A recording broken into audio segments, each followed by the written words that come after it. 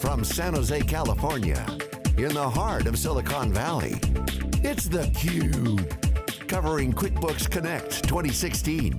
Sponsored by Intuit QuickBooks. Now, here are your hosts, Jeff Frick and John Walls.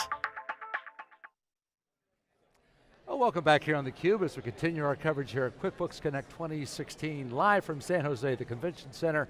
5,000 attendees, the third year of this event, more than ever, and certainly that explosive growth is personified in what's happening here on this floor in the keynote station, of course at home. If you're a small business owner, you know exactly what we're talking about.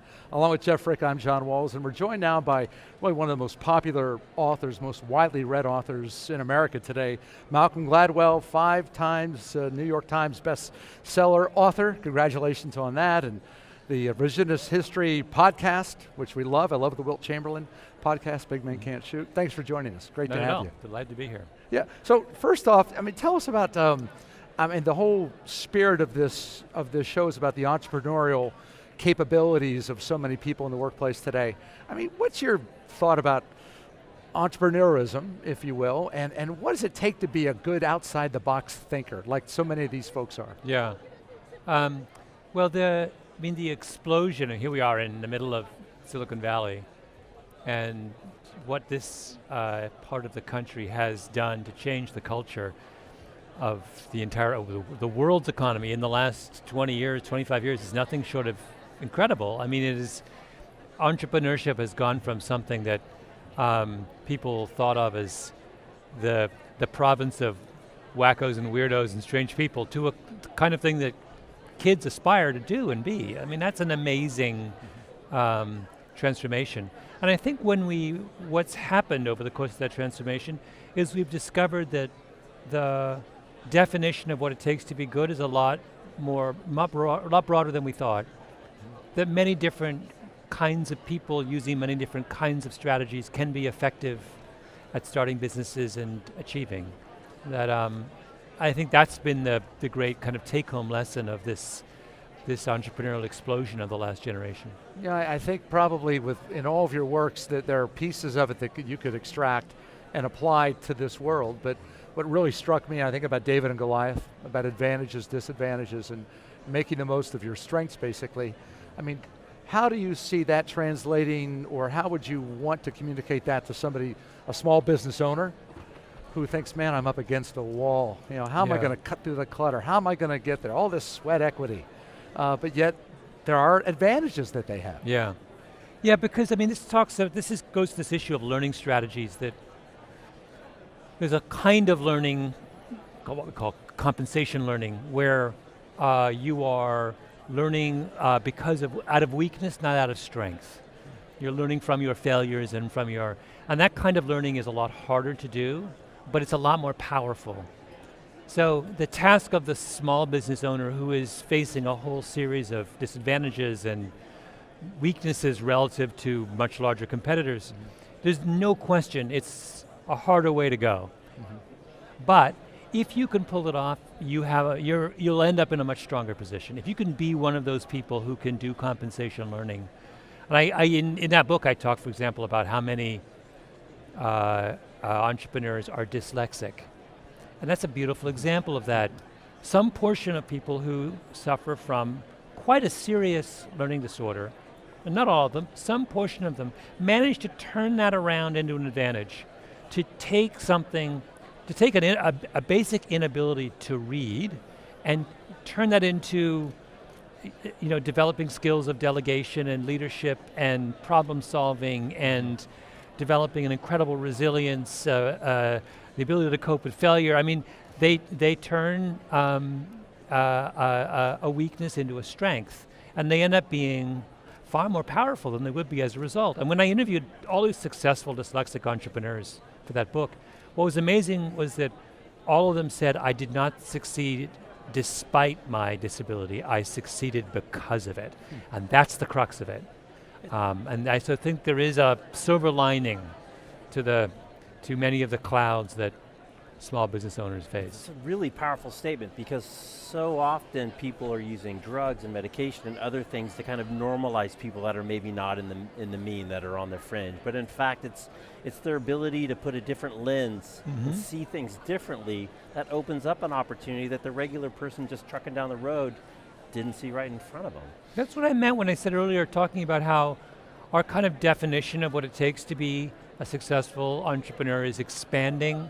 I think we're beginning to understand that lots of traits that we once thought of as just problematic have unexpected benefits. Like I remember once reading someone who was pointing out that basically most of the great research scientists in the world have OCD. And you kind of have to have OCD if you want to be, because what are you doing? You're spending hours and hours in a lab doing the same incredibly precise experiment over and over and over again and measuring your results to the slightest. That's OCD behavior. That has found a beautiful home, right? Has found a world where you need to be that way, right? And that, I read that, it's like, that's lovely. These are people who we drugged up and pushed off to the fringes 2 generations ago, and now we've found a home for them in labs where they are doing incredibly productive and satisfying work. Yeah, I think you profiled one in one of the podcasts, a cancer researcher who you said nobody really likes the guy. He's kind of an ornery guy, but he was just so laser focused on the very specific problem that he was trying to solve. He didn't really care. That's what he was all about. Yeah, no, I think this has been a lovely development in our understanding of kind of human capacity. So where do the ideas come from, right? I mean, I'm one of the many, fans, and I've read, and every time I read one of your books, it never ceases to amaze me how much you make me think. Yeah. Which is, I think, why we're all so attracted to it. Because it seems so obvious, right? After you present this beautiful, elegant case, like, I never thought of that. Where do those ideas come from? What motivates you to say, I'm going to write blank, I'm going to do tipping point? I wish I had a system, because right now I'm planning the next season of my podcast, so I need 10 more ideas for that, and I'm starting to write a new book, so I need 80,000 words for that, and I'm wondering, I wish I had a big bucket full of ideas. So I'm running around with my head cut off talking to people, but I spent the summer, I probably read 40 books this summer to do with, apart from, I'm not talking about novels and thrillers and serious books that trying to get, and I've been going around talking to people, just talking to interesting people, trying to work out what I'm interested in and trying to just uncover interesting things that will prompt me to go in cool new directions. There is a kind of, you have to let your mind, it's like the farmer lets his field go fallow for a while. You've got to have a fallow period where you just let everything regenerate and then you plant the crop again. But somehow reading 40 books doesn't sound like to me you're letting your mind go fallow. That's well, I didn't have I was literally just lying around reading books. It seemed pretty fallow to me. What was your favorite one out of that read, or the most enlightening one out of that read? They were also, I got on these weird sidetracks this summer. I became obsessed with Churchill's best friend. Churchill had a best friend who betrays him. And it's this incredibly moving story. And I don't know how it fits in what I want to do, but I want to try and make it fit, because it's such a kind of weird and troubling story about this, a truly transcendent figure in history who has a best friend who stabs him in the back with consequences for the world. Anyway, that's just, so I read like 7 bizarre, weird, obscure books about this guy, and I was like, there's something there. He's out there, yeah. All right, so we'll pick something that was a little more topical. Last night they had a drink-making robot machine over in the corner making drinks, and it just brings up, as we get into more automation, more connected systems. We had the huge knockout of the web last week from the East Coast. As you look at the future, there's kind of the happy future where the machines do all the hard work and we get to sit around and read books like you did, which is fantastic. And then there's the darker potential future where the machines take everyone's jobs. What are people going to do? And if it can make drinks and it can diagnose disease and read every manual that came out, how do people fit? And then there's the middle ground, right? The best chess player is the best chess player and a machine, not either or. So I'm just curious to get kind of your thoughts as we look kind of to the next big wave of AI and machine learning and automation, how you see that kind of shaking out. I think it's important not to overstate how much of our lives we will be willing to let machines take over. So it's been very interesting for me as a writer to observe, for example, what happened with ebooks over the last 10 years. So ebooks come along and everyone says, the printed book is over. It's all going to be on, just why would you go and lug around a big heavy book when you can get for a fraction of the cost something to be, and so there are all these gloom and doom and expectations. And what happens? Well, it turns out that ebooks are still a fairly sizable portion of the marketplace, but it turns out that most people actually want to read a book, a physical object, that's more pleasurable somehow, that the interaction with this thing, this pages and paper and is pleasing. It's part of the experience. And I think that's now that's not a robot and that's not AI, but it's an important reminder that the way that the interactions and the activities that make up our lives are not just functional activities, they are opportunities for enjoyment and engagement, and part of the reason you go to a restaurant is not just to eat the food, but to engage with the people in the restaurant. Part of the pleasure is the person who brings you the wine bottle and says, this gives you a little spiel.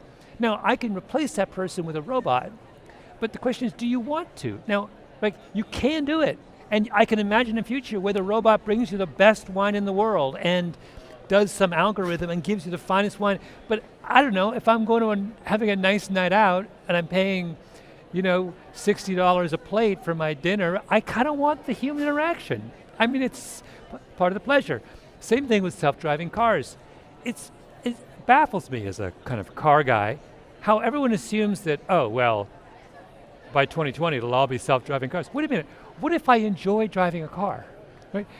We've forgotten this. It's actually quite a pleasant thing to go and to make decisions unconsciously and consciously and drive down the road. And I like a manual transmission. I like the feel of driving a car. I don't want to give that up. Why should I have to give that up? So it's like, we can't get ahead of ourselves. You mentioned the chess thing, which is a great example of this. Can you make a machine that will beat a person at chess? Yes, you can. But it's not chess. Chess is a game played between two people. That's why it's interesting.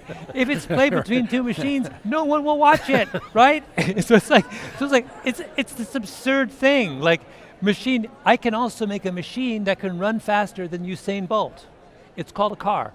Do I want to watch a race between a car and Usain Bolt? No. Why? Because what's pleasurable is watching human beings race, right? But Jeff hit on something, and then you touched on it with the car, and I think about GPS. Yeah. And how it wasn't that long ago, and I kind of sound like my grandfather now, or my father, that we just drove around, right? And if you came to the traffic, doggone, I've hit traffic, but now we use applications that take us, and they're using their intelligence. I mean, is it possible, can you see with this generation of kids coming up now, that artificial intelligence kind of makes our personal thinking obsolete, and we don't process like we do, we don't evaluate, we don't analyze, and so we're raising a whole different kind of human because of the interaction with technology or what we consign to technology. Yeah. Because we give up on it. Well, it'll be different. I mean, I think that, so let's stick with cars for a moment. I think now we have a world where a whole class of people drive their car to work in the morning. And when they're driving the car, the number of things they can do with their imagination and mind is limited. Right? They can listen to music or the news or a podcast, or they can just sit there, but they can maybe talk on the phone even though they shouldn't, but they can't do work, and they can't lie in the back and take a nap, and they can't daydream, and they can't have a meaningful interaction with more than one person. What we're going to move to is a world where some people will give up whatever kind of pleasure or interaction that came from driving a car and replace it with another kind of interaction.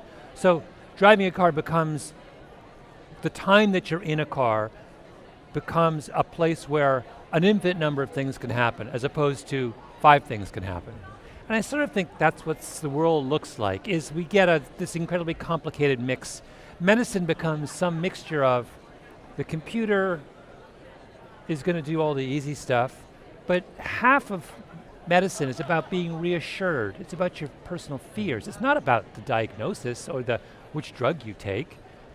And for that stuff, I imagine that we're going to have much longer, deeper, more meaningful conversations with our doctors 15 years from now when the computer has taken all the easy stuff off the table, or the AI, the robot.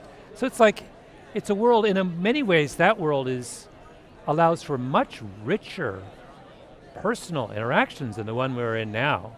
The doctor really will have, my doctor has no time for me now. He's like, right. I gotta move you out. Right? In 10 years, it's possible my doctor will be able to sit down with me for half an hour with or all the 45 minutes twice a year and really talk about what's going on with me, and that's the promise of the future. I don't think we're going to have a situation where everything's done by the robot, right? Well, this is one of those occasions where I truly wish we had tons of more time, but you have a busy schedule, and so we're going to allow you to go on, but thank you so much for sharing this time with us. Yeah. We've thoroughly look forward enjoyed to the keynote later and this we afternoon look forward as to well. the next 80,000 words. So good luck with that. Thank you. Malcolm Gladwell joining us here on theCUBE. Back with more from San Jose right after this.